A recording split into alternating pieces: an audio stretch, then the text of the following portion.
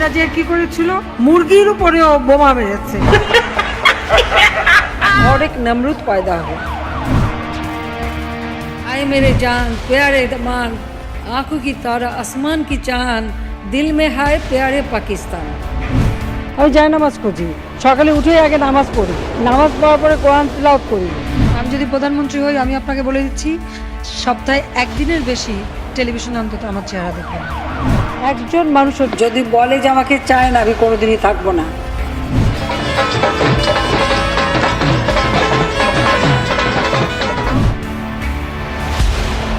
अकेला पाया रे शाम এই নিরজনে আজ পাশা খেলবো রে শাম।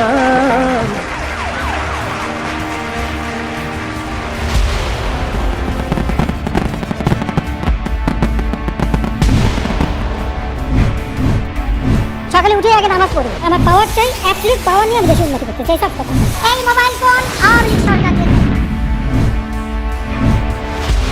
মিথ্যা বলা মহাপাপ, তারপরেও মানুষ মিথ্যা বলে, কেউ কম কেউ বা একটু বেশি। তবে মানুষ মাঝে মধ্যে মিথ্যা বলে, কিন্তু শেখ হাসিনা কদাচিৎ সত্য কথা বলে। মূলত মিথ্যা বলাই তার নেশা এবং পেশায় পরিণত হয়েছে। এভাবে মিথ্যা বলতে বলতে মিথ্যাকে পুরো একটি শিল্পের পর্যায়ে নিয়ে গেছেন আমাদের ২ নম্বর প্রধানমন্ত্রী। এই মোবাইল ফোন কে দিয়েছে? আওয়ামী লীগ সরকার দিয়েছে। আছে না আপনাদের হাতে মোবাইল ফোন? আছে। একজন মানুষ কতটা মিথ্যা বলতে পারে, কতটা নির্লজ্জ হলে মানুষ দেশের সর্বোচ্চ চেয়ারে বসে জনগণের চোখের সামনে এত অনর্গল নির্জলা মিথ্যা কথা বলে যেতে পারে, তা শেখ হাসিনাকে না দেখলে হয়তো আমাদের জীবনে সেই বস্তুটাকে দেখা অদেখাই থেকে যেত।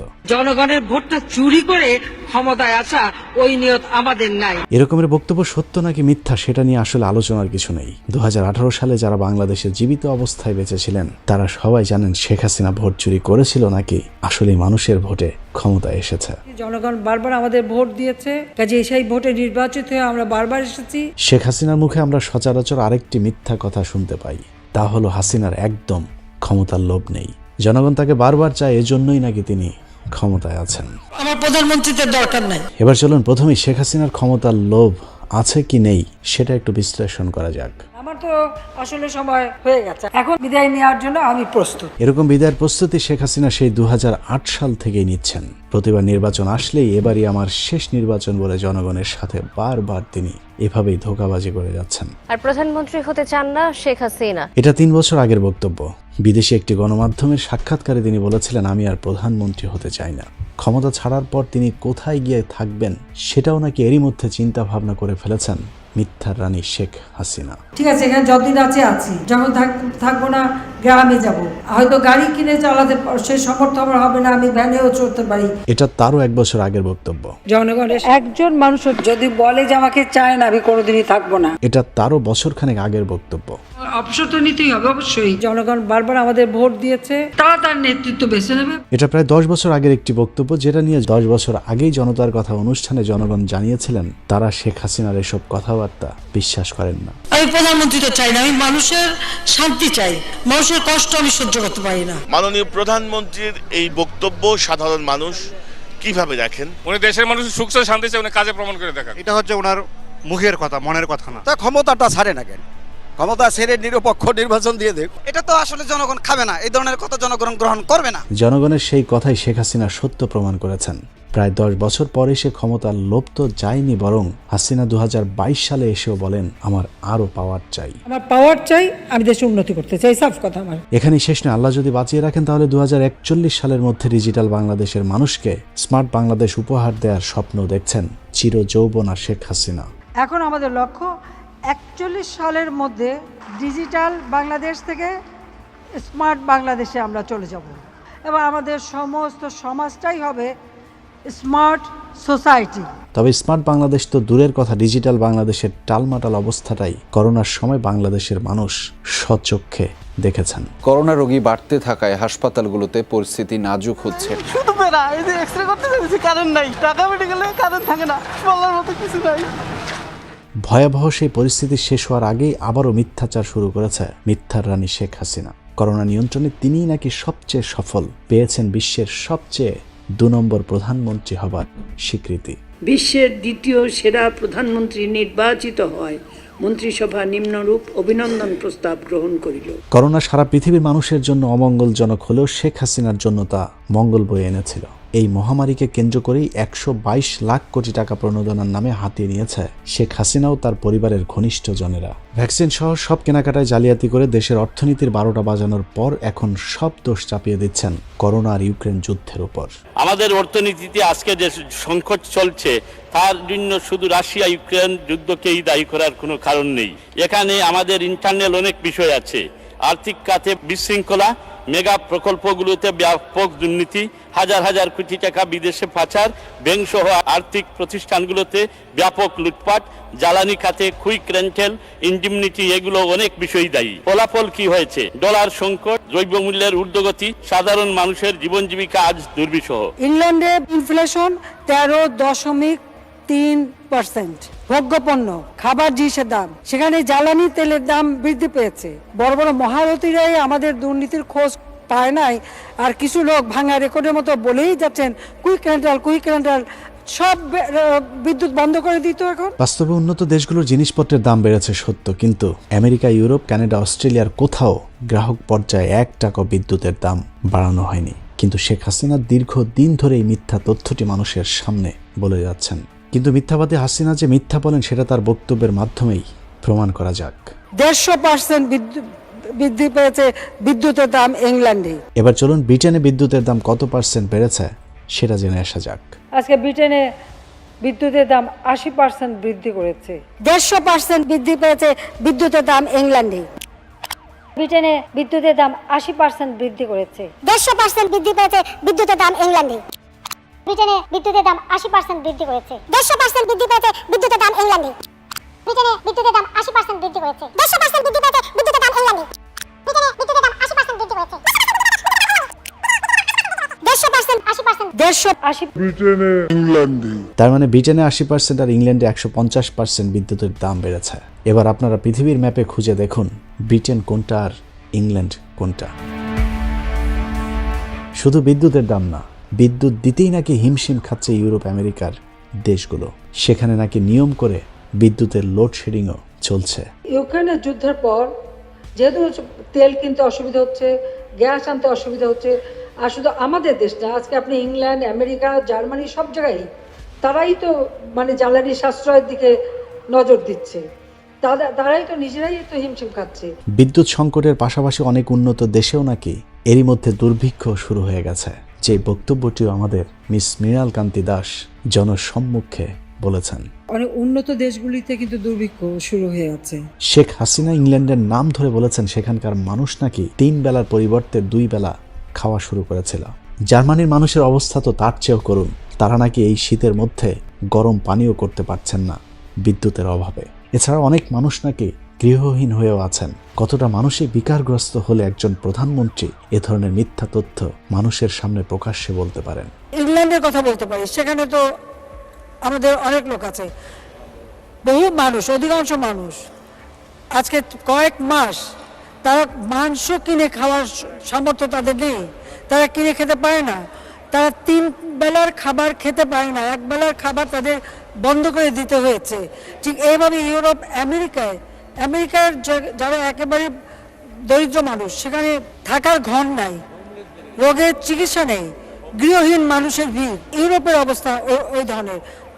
শীত এসে যাচ্ছে, সেখানে তারা ঘর গরম করতে পারছে না, গরম পানি পাচ্ছে না। জার্মানিতে কিন্তু গরম পানি ব্যবহার করতে দিচ্ছে না, কারণ বিদ্যুৎ সাশ্রয় করছে। করোনা নিয়ে হাসিনার সবচেয়ে ডাহা মিথ্যা যে তথ্যটি বলে থাকেন তা হলো বাংলাদেশ একমাত্র দেশ যে দেশের মানুষ কিনা সরকারিভাবে বিনা পয়সায় ভ্যাকসিন পেয়েছেন। বিনা পয়সা আমরা ভ্যাকসিন দিয়েছি। পৃথিবীর ওই ধনী দেশগুলি তো দেয়নি। উন্নত দেশ তো দূরের কথা, পৃথিবীর এমন একটি দরিদ্র দেশও নেই যে দেশের জনগণকে টাকার বিনিময়ে কোভিডের টিকা দিতে হয়েছে। করোনার পরেও একইভাবে অনর্গল মিথ্যা বলে যাচ্ছেন চাপাবাজ মুজিব কন্যা শেখ হাসিনা। তার মতে তিনি 2022 সালে যখন জাতিসংঘ অধিবেশনে যোগ দিয়েছিলেন তখন নাকি অনেক দেশের রাষ্ট্রপ্রধানেরা তার কাছে এসে বলেছেন 2023 সালে পৃথিবীতে দুর্ভিক্ষ আসবে।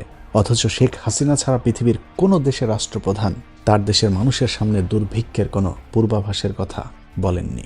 বিশ্ব নেতৃবৃন্দ যাদের সঙ্গেই দেখা হয়েছে সকলে এই কথা বলেছে যে 2023 সাল বিশ্বের জন্য অত্যন্ত একটা দুর্যোগময় সময় এগিয়ে আসছে, এমনকি বিশ্বব্যাপী দুর্ভিক্ষ দেখা দেবে। মাস 6 আগে সারা দেশে ব্যাপক লোডশেডিং শুরু হবার পরেই আমরা জানতে পারি আমাদের রিজার্ভের টাকা জয় বাংলা হয়ে গেছে। ওই সময় দেশের অর্থনীতিবিদ ও জ্বালানি বিশেষজ্ঞদের বক্তব্যকে ভুল প্রমাণিত করতে গিয়ে শেখ হাসিনা বেশ কিছু গুজব ছড়ায়, যেমন বাংলাদেশ নাকি পেট্রোল রপ্তানি করে এবং গ্যাস থেকে বাই প্রোডাক্ট হিসেবে নাকি পেট্রোল ও অকটেন উৎপন্ন হয়।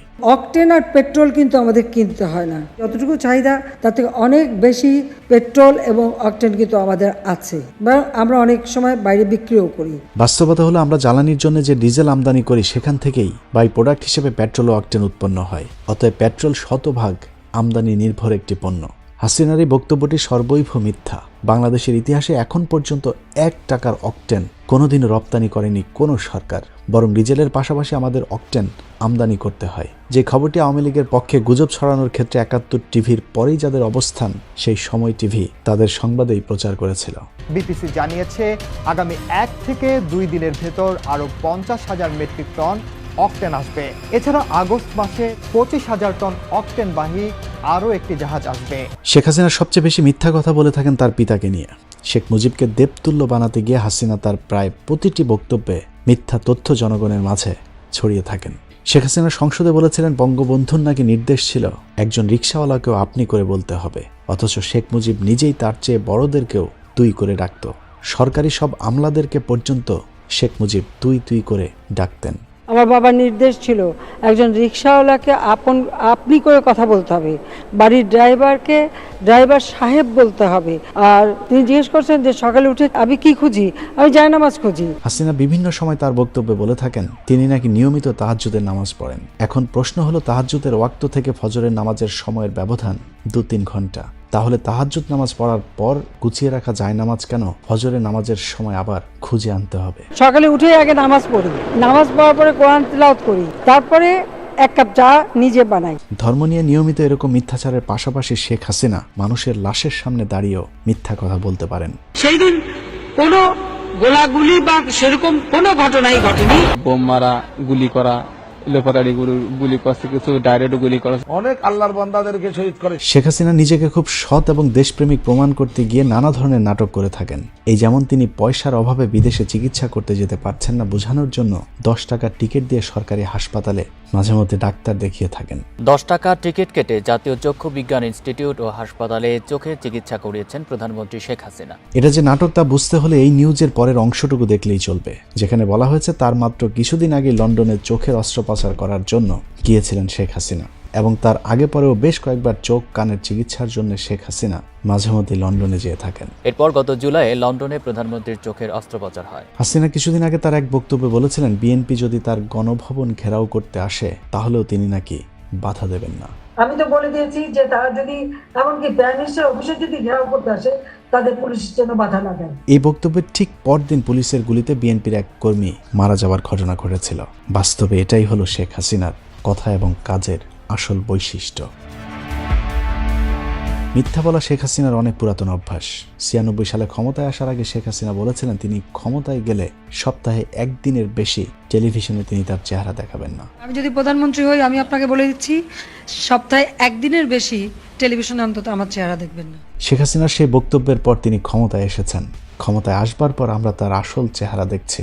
এখন বিটিভিতে শেখ হাসিনার শেখ মুজিব ছাড়া আসলে আর কিছুই দেখা যায় না। আর অন্যান্য টেলিভিশন চ্যানেলগুলোতেও নিয়ম করে তার প্রতিদিনের বক্তব্য সরাসরি সম্প্রচার করতে বাধ্য হচ্ছে। শেখ হাসিনার জীবনের সবচেয়ে বড় মিথ্যা হলো 15ই আগস্টের কান্নাকাটি। প্রতি বছর 15ই আগস্ট এলেই বাঙালি শেখ হাসিনার কান্নার নাটক দেখতে পান, কিন্তু হাসিনার কি আসলেই তার পরিবারের প্রতি ভালোবাসা আছে? 15ই আগস্ট থেকে 16ই আগস্ট ওই লাশ পড়েছিল। 15ই আগস্টের সবচেয়ে বড় বেনিফিশিয়ারি হচ্ছে শেখ হাসিনা নিজেই।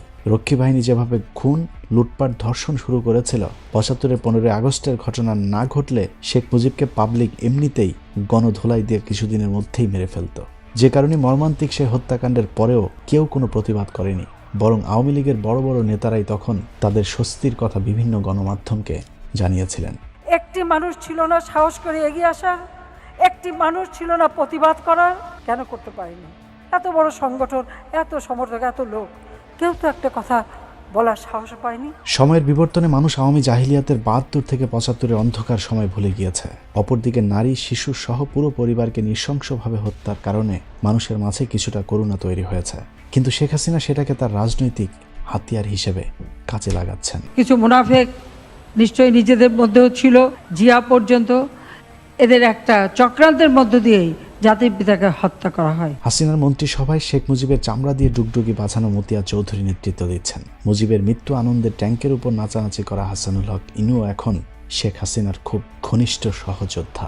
শেখ মুজিবের হত্যাকাণ্ডের পর আওয়ামী লীগ নেতাদের সমন্বয়ে যে মন্ত্রিসভা গঠিত হয়েছিল, সেই মন্ত্রিপরিষদ সচিব ছিলেন এইচ.টি. ইমাম। অথচ এই এইচ.টি. ইমামকে আমৃত্যু শেখ হাসিনা তার রাজনৈতিক সচিব হিসেবে নিয়োগ দিয়ে রেখেছিলেন। যে চরম বামপন্থী আর চরম ডানপন্থী সবসময় এক বিন্দুতে এসে মিলে। 15 আগস্ট হত্যাকাণ্ডের সময় চুপচাপ ঘরে বসে থাকা তৎকালীন সেনা প্রধানেরও জায়গা হয়েছিল শেখ হাসিনার মন্ত্রিসভায়। বঙ্গবন্ধু বলে উঠলেন, সফিউল্লাহ, তোমার ফোর্স আমার বাড়ি অ্যাটাক করছে, কামালের মধ্যে মেরে ফেলছে, তুমি জলদি ফোর্স পাঠাও।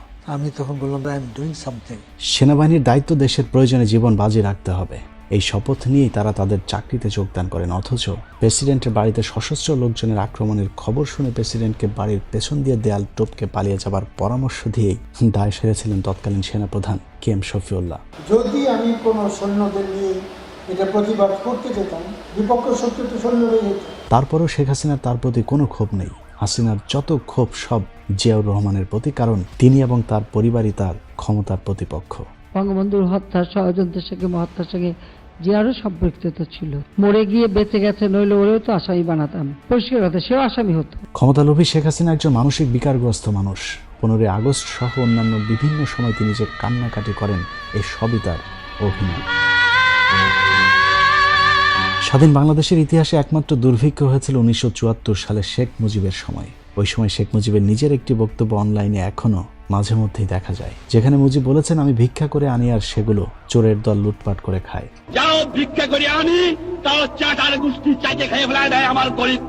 শেখ মুজিবের এ ধরনের চাপাবাজির বক্তব্য অবশ্য তার কাজের সাথে একদমই যায় না, কারণ এসব চোরদেরকে তিনি নিজেই লালন পালন করতেন এবং অন্যদিকে বক্তব্য দেওয়ার সময় তিনি চোরেদের বিরুদ্ধে কথা বলতেন।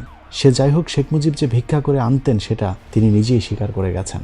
কিন্তু শেখ হাসিনা এখন বলছেন, তার পিতা নাকি তাকে বলে গিয়েছেন, আমরা ভিক্ষুকের জাতি হতে চাই না, আমরা কারোর কাছে হাত পেতে চলতে চাই না, কারণ জাতিপিতা বলেছেন ভিক্ষুক জাতির ইজ্জত থাকে না, তো আমরা ভিক্ষুক জাতি হতে চাই না। প্রমাণিত এ ধরনের বক্তব্য ছাড়াও হাসিনা প্রচুর মিথ্যা কথা বলে থাকেন। কারণে অকারণে, প্রয়োজনে অপ্রয়োজনে, সর্বক্ষেত্রে মিথ্যার উপরেই শেখ হাসিনার বসবাস।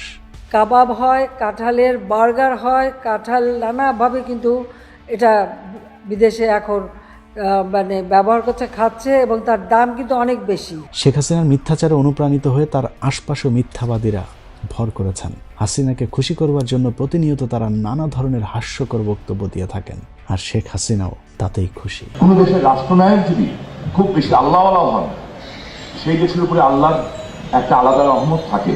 এবং আমার দৃঢ় বিশ্বাস, আমার দেখা মতে, আল্লাহকে সাক্ষী রেখে বলছি, আমার দেখা মতে আল্লাহকে সাক্ষী রেখে বলছি, একবার না 3 বার সাক্ষী রেখে বলছি, আমি এত আল্লাহওয়ালা মানুষ, আমি শেখ হাসিনার মতো এত আল্লাহওয়ালা মানুষ দেখিনি। আমি স্বপ্নে দেখেছি বঙ্গবন্ধুকে টুঙ্গিপাড়ার কবর থেকে বলছে ডেকে, আমি তোদের কাছেই রেখে এসেছি আমার শেখ হাসিনাকে, আমার শেখ রেহানা। আমি হৃদয়ের গভীরতম প্রদেশ থেকে শেখ হাসিনার নাম উচ্চারণের পূর্বে একটি শব্দ উচ্চারণ করতে চাই, সেটি হচ্ছে হযরত শেখ হাসিনা। এত কিছুর পরও শেখ হাসিনাকে এখনো কিছু মানুষ আছে অন্ধের মতো বিশ্বাস করে। তাদের কাছে প্রশ্ন, যে মানুষ প্রকাশ্যে এত মিথ্যা কথা বলতে পারে, তাকে আপনি বিশ্বাস করছেন?